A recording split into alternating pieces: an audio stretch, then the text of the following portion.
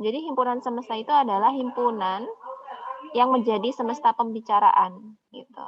Ya, jadi himpunannya itu memuat atau meliputi semua anggota atau objek himpunan yang sedang dibicarakan. Misalnya Umi punya suatu himpunan gini. Umi punya A itu isinya ada 1, 2, 3, 4, 5 dan seterusnya. Gitu.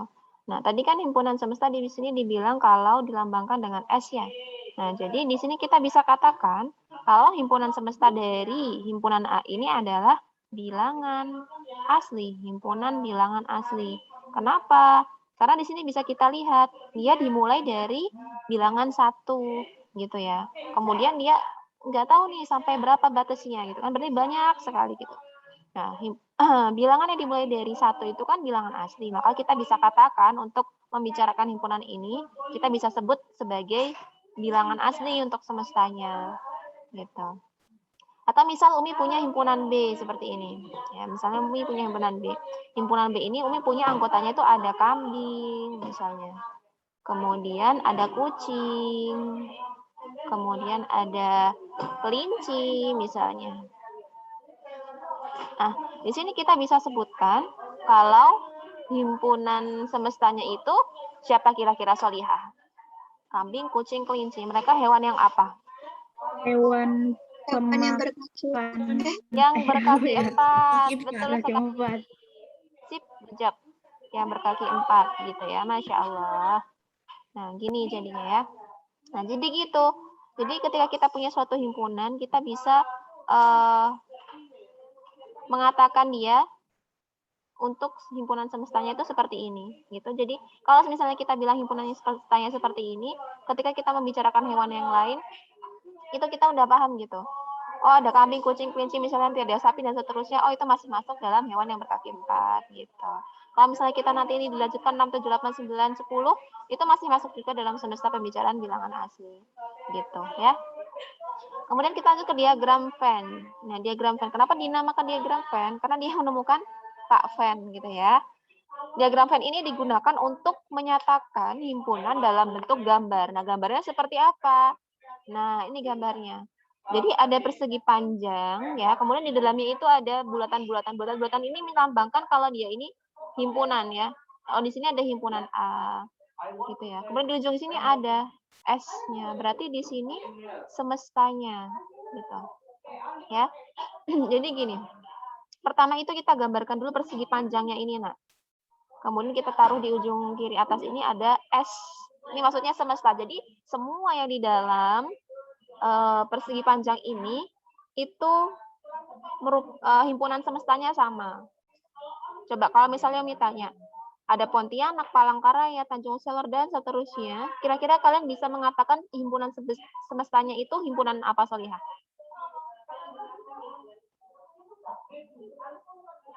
himpunan daerah. Boleh, nama daerah gitu ya, nama daerah yang ada di mana? Kalimantan nggak sih? Betul sekali. Gitu. Atau bisa juga kita bilang nama kota yang ada di Kalimantan gitu ya. Nah, jadi ketika kita membicarakan nama kota yang ada di Kalimantan, maka semuanya ini yang disebutkan di sini tuh masuk dalam himpunan semestanya. Gitu. Ya, itu tadi contohnya kalau misalnya kita mau buat dia ini himpunan semestanya siapa. Gitu. Kemudian di sini kita punya ada namanya himpunan A. Himpunan A ini terdiri dari anggotanya ada Pontianak, Palangkaraya, Tanjung Selor, Banjarmasin, dan Samarinda. Berarti yang ada di dalam lingkaran ini semuanya anggota dari himpunan A. Terus yang di luar ini siapa? Berarti yang di luar ini yang bukan merupakan anggota himpunan A atau bisa disebut dengan komplement himpunan dari A. Gitu. Jadi dia bisa dilambangkan dengan A komplement atau A aksen ya. Jadi ini dibaca komplement A. Jadi kalau misalnya Umi tanya, kita punya diagram Venn seperti ini. Terus Umi tanya, komplement dari himpunan A siapa, Solihah? Berarti kalian bisa jawab ada Tarakan, Bontang, Banjarbaru, dan Singkawang gitu. Karena dia tidak ada di dalam lingkup lingkarannya si A. Gitu. Paham ya? Jadi nanti kalau ada tanda-tanda aksen sama C kecil di atas itu namanya komplement. Berarti yang bukan yang bukan anggota dari A, gitu ya. Oke, insya Allah nih paham ya. Kita lanjut ke yang selanjutnya.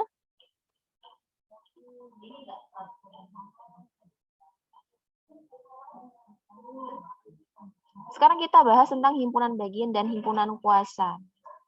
Himpunan bagian itu siapa?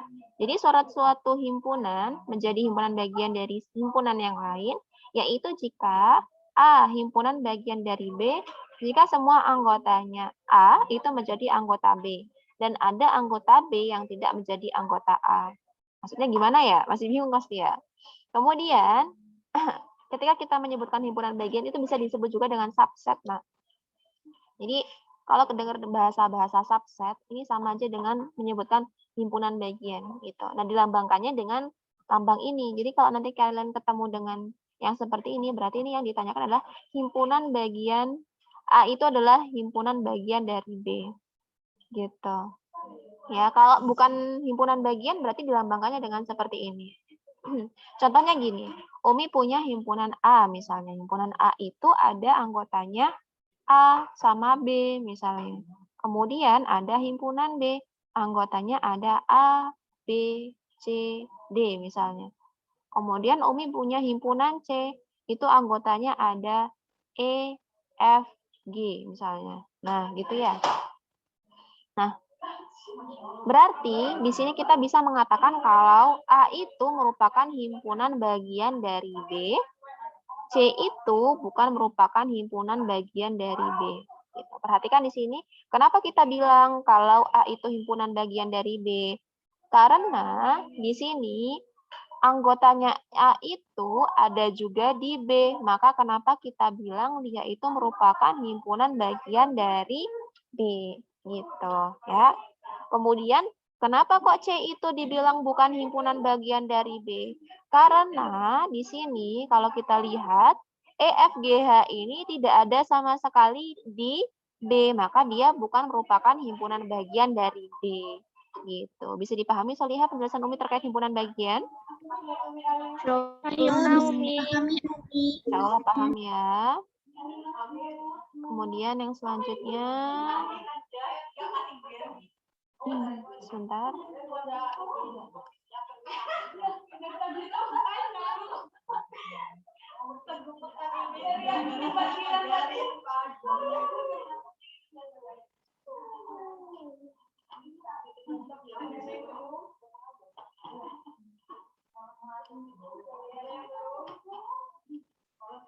Ya, kita lanjut lagi. Selanjutnya himpunan kuasa. Himpunan kuasa dari himpunan A atau suatu himpunan yang lain adalah himpunan yang anggotanya itu himpunan-himpunan bagian dari A. Dilambangkan dengan PA. Jadi kalau nanti ketemu sama tanda P kayak gini ya, huruf P besar seperti ini, kemudian diikuti dengan huruf yang dikurung, itu berarti namanya himpunan kuasa dari himpunan A. Gitu. Kemudian cara mencari banyak anggota himpunan kuasa bagaimana? Kita bisa menggunakan 2 pangkat N atau 2 pangkat P, gitu ya. N-nya itu siapa sih? Ya, coba kita lihat contohnya. Di sini kita punya himpunan A. Himpunan A ini anggotanya terdiri dari 1 dan 2, gitu ya. Berarti kita punya banyaknya anggota himpunan A itu ada 2. Gitu ya. Jadi kalau ada kalimat N, ada kata-kata N di sini ya, huruf N di sini, kemudian diikuti huruf kapital yang di dalam kurung, ini bacanya banyak anggota himpunan A, gitu ya. Banyaknya ada berapa? Hitung aja di sini ada 1, 2, berarti ada 2, gitu. Nah, kemudian sebelum kita masuk ke himpunan kuasa, kita harus tahu dulu himpunan bagiannya.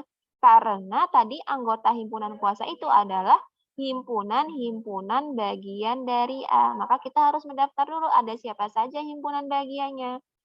Oke, cara mendaftarnya kita perhatikan di sini. Anggotanya itu ada 1 dan 2, terdiri dari 2 gitu ya, terdiri dari 2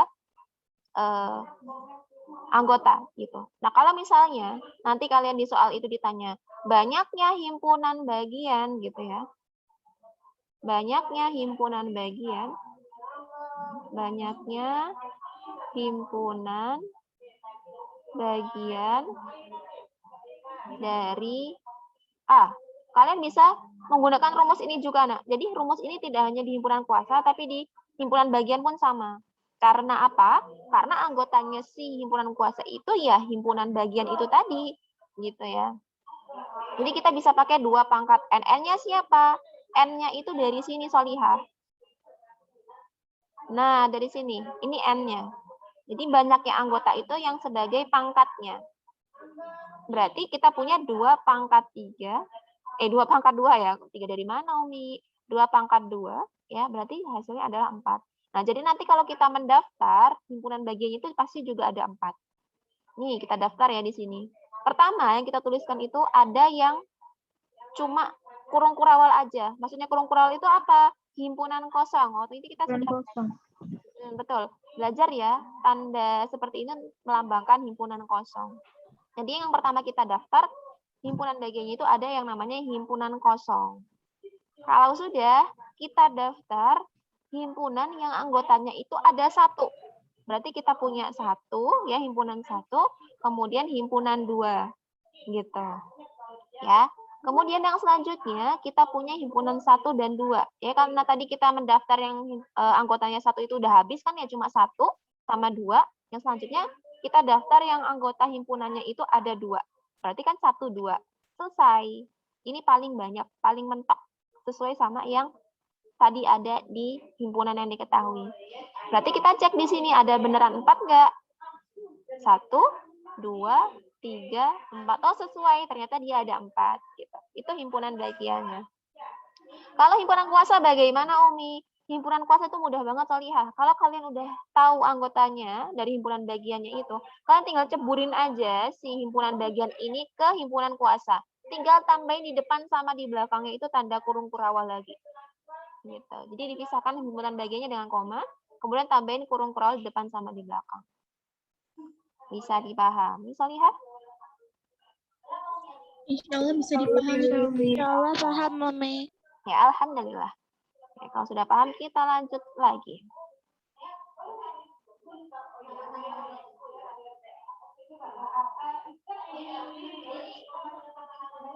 Nah, ini tentang mendaftar, kemudian tentang notasi pembentuk himpunan, sama satu lagi kemarin tentang apa tuh?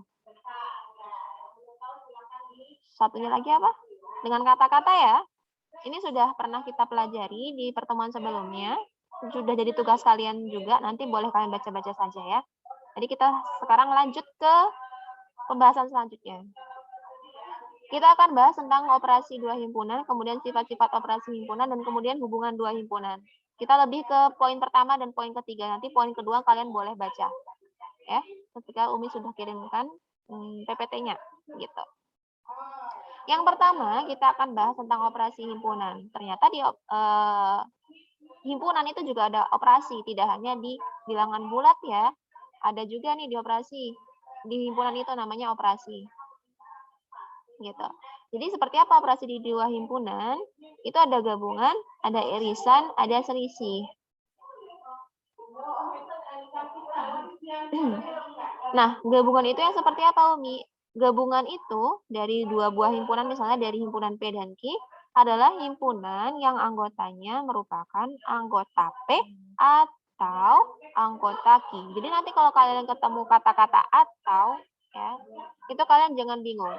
Kalau ada apa ini namanya ya, kata kunci atau, itu berarti yang ditanya gabungan, gitu ya.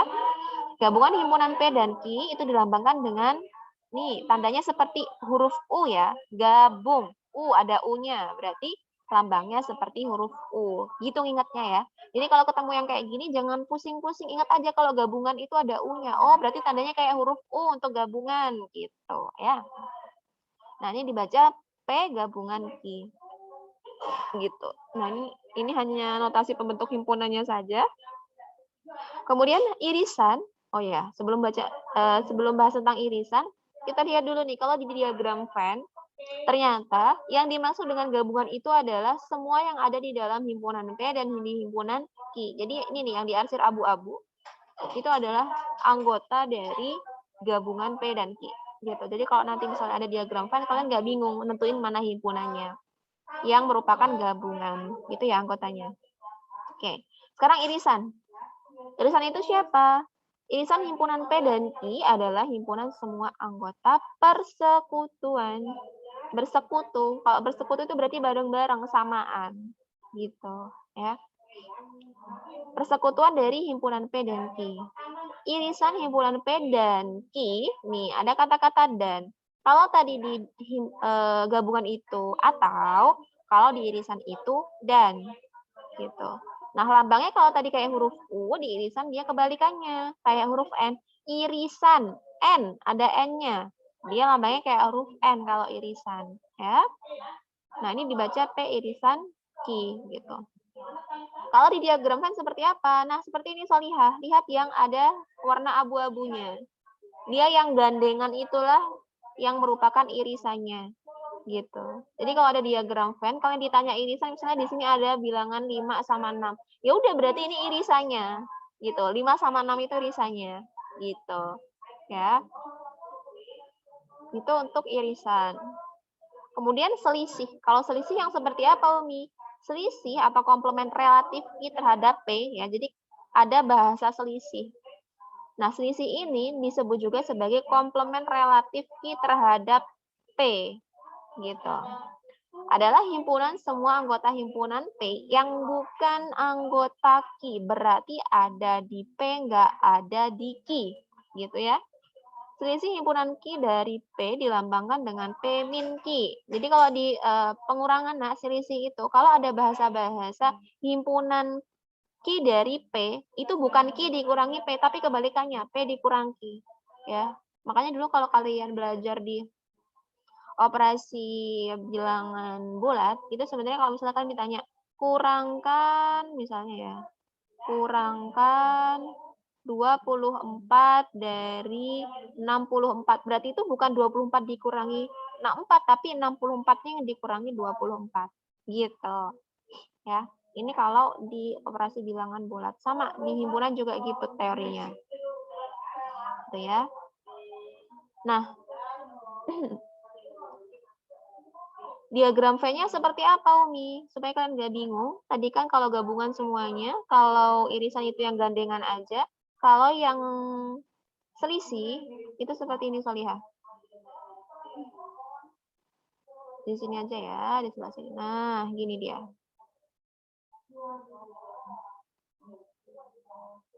Dia ada semestanya di sini.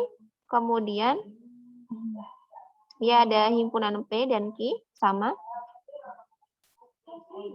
Nah, yang masuk P min Q itu adalah yang ini, nak. Dah, irisan ini nggak masuk. Jadi dia itu kalau P min Q ada di P, tapi tidak ada di Q. Kemudian kalau misalnya Q min P gimana, Umi? Ini contohnya. Ini ada P, ini ada Q, berarti kebalikannya. Di sebelah sini. Ini kalau Q min P.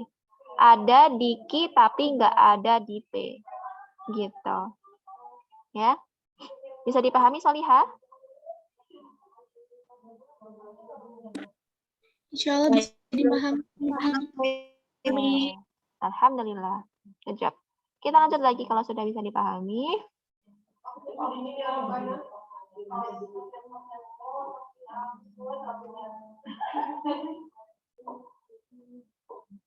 Nah, ini tadi kayak yang Umi kasih soal tadi ya.